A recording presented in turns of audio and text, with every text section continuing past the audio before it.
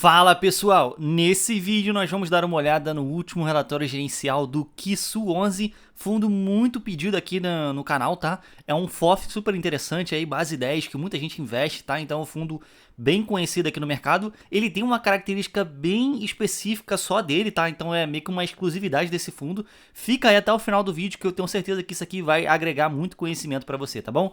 Se eu te ajudar de alguma forma, por favor, deixa um like aqui, se inscreve no canal e vire membro para vídeos exclusivos, tá bom? É isso, vamos lá. O fundo aí tem uma taxa de administração de 0,60% ao mês, então ao ano, desculpa, tá? Então não é uma taxa de administração muito cara, não temos taxa de performance e tal. É um fundo em questão de taxas muito baratinho, tá? Eu vou mostrar aí para vocês depois na DRE como que é um fundo baratinho assim com despesas, tá? O fundo tá aí desde 2020 na atividade. A característica dele que eu tava falando pra vocês é que ele espelha o Suno 30, tá? Que é um índice aí e tal. Vou mostrar aqui pra vocês quais são os ativos, tá bom? Então fica aí no vídeo. Pagou aí recentemente 8 centavinhos por cota. E tem aí 132 mil cotistas. Então é uma base de cotistas bem grande, tá? Para um fundo tão novo, 132 mil cotistas é bastante gente, tá? Então só mostrando aqui pra vocês a carteira. Eu vou abrir aqui no site da Suno. O que é esse Suno 30? Eles investem em 30 fundos imobiliários que entram num filtro deles aqui, que tem aqui nesse relatório. Vou mostrar aqui para vocês, tá?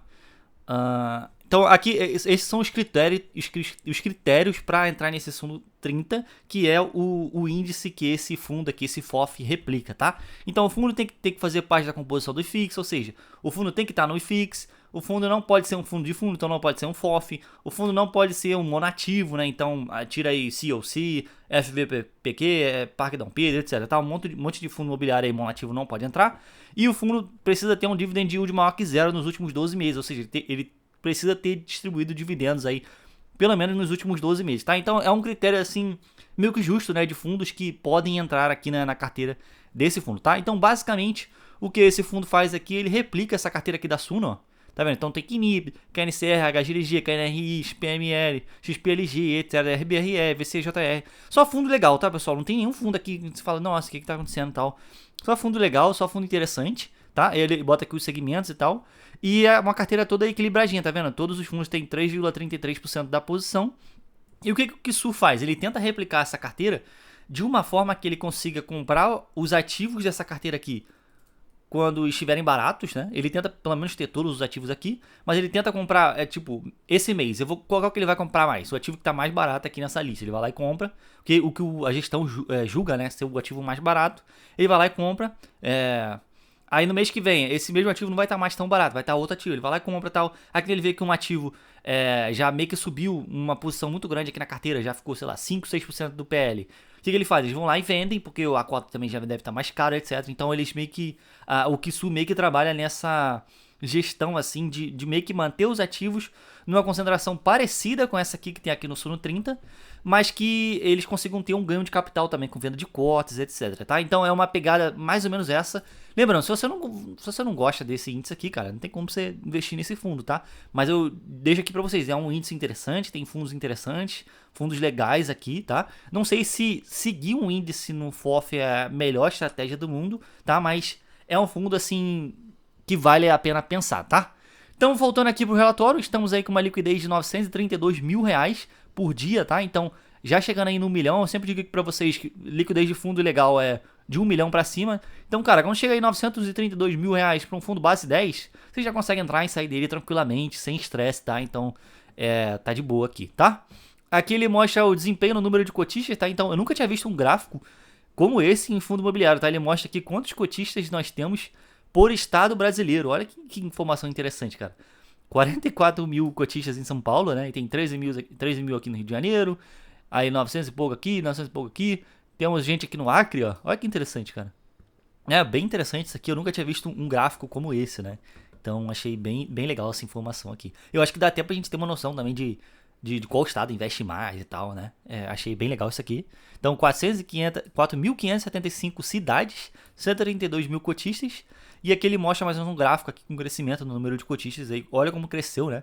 De 12 meses para cá. Cresceu bastante, né? Então, foi mais ou menos uma média de 7,62% a mais de cotistas de um mês para o outro. Então, Foi um crescimento muito louco, assim, né? Muito exagerado que esse fundo teve. Bem interessante de ver.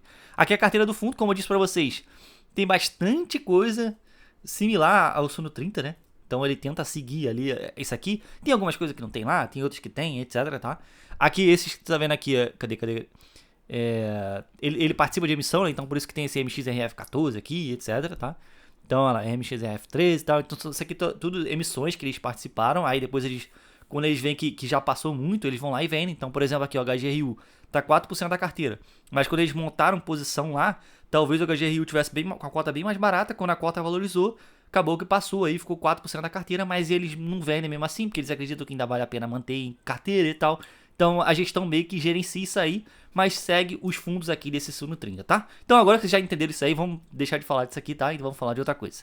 Aqui como é que tá a alocação do fundo, então o setor aqui de alocação que mais temos dinheiro alocado aqui é o de papel, o segundo maior é o galpões, que é a logística, né?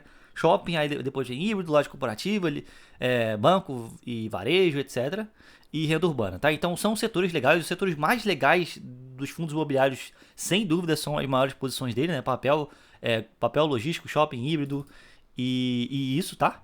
E aqui como é que tá a alocação? 98,4% tudo em cotas de AFI, que é o que a gente espera que esse fundo aloque. E ele tem aqui um pouquinho em renda fixa, que é o caixa dele, tá? Então é uma alocação aí bem interessante, bem legal, tá?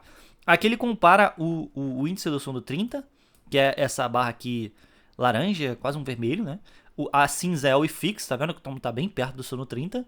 E esse preto aqui é a cota patrimonial aqui do Kisu 11. Então como vocês podem ver, o Kisu 11 ele fica acima do Suno 30, que é o índice de referência dele, fica acima do IFIX, que é o índice de referência para todo o mercado de fundo imobiliário, né?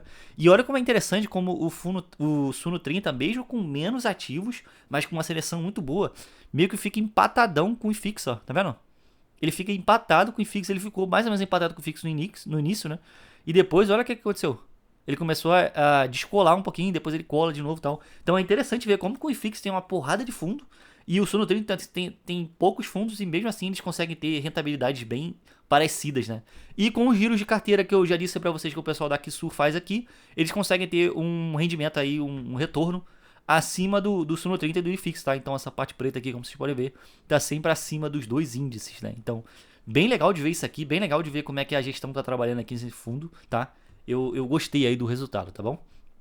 Aqui falando de DRE rapidamente, o fundo aqui em dezembro teve uma receita aí total de quase 3 milhões e meio e gastou 229 mil reais aí com despesa, né? Impostos, despesas operacionais, etc, tá? Como eu falei para vocês, a taxa de administração aqui é só 0,6% ao ano, tá? E não temos taxa de performance, então é um fundo bem baratinho.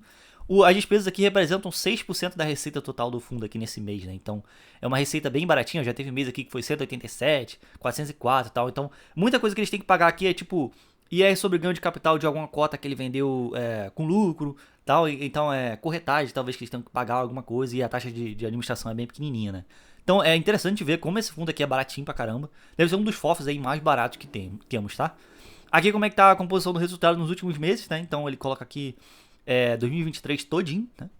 Então ele vem entregando aí 0,7, 0,8, 0,7, 0,8, não foge muito disso, né? Aqui como vocês podem ver, nesse azul mais escuro aqui, que é quase um preto, é rendimento de FIs, então dividendos que eles receberam dos FOFs, dos fundos que eles têm em carteira. E essa parte aqui alaranjada, quase um vermelho, é ganho de capital que ele faz. Então ele vende uma cota mais cara do que ele comprou, ele vende uma cota com lucro, etc, tá? Então não é o principal... a principal receita do fundo, né? Tá vendo? Ele faz poucos giros, como vocês podem ver aqui. Aqui teve 0,003, 0,007, 0,2. Aqui foi 2 centavos, aqui foi 1 centavo, aqui foi meio centavo, tá? Então, meio que ele gira pouco, mas eles conseguem fazer esses ganhos de capital aí, o que é muito interessante pro fundo não ficar cego só olhando pro Suno 30, né? Porque eu acho que é uma hora que, pô, o Suno 30 vai estar com todos esses fundos aqui, que são fundos interessantes, são fundos legais, mas, pô, vai chegar uma hora que vai estar HGLG R$200, KNRI 200 e poucos reais. Não faz sentido o fundo, o Kisu, simplesmente comprar esses fundos porque eles estão aqui na carteira da Suno, né, nesse índice da Suno, se a cota tá lá nas alturas, né? Então a Kisu meio que tem essa visão de quando a cota tá muito cara, eles simplesmente não compram tal, e fica meio que desproporcional, e depois num outro momento eles vão lá e compram essas cotas e tal. Então a gente tem essa dinâmica aqui da carteira, tá? Não é aquele tipo de FOF que simplesmente segue um índice e acabou, tá? Aqui a gente já falou, né, quais são os critérios para entrar aqui um fundo, né, nesse Suno 30 e qual é a periodicidade do rebalanceamento. Então, quando que a Suno e a Quelima aí, que são parceiras aqui nesse ETF, né, nesse índice, desculpa, quando que eles mudam isso. Então, trimestralmente, eles vão lá e editam isso aqui, muda a proporção, tal, troca o fundo, etc, tá? É isso, tá, pessoal? Espero que vocês tenham gostado. É um fundo super interessante, tá?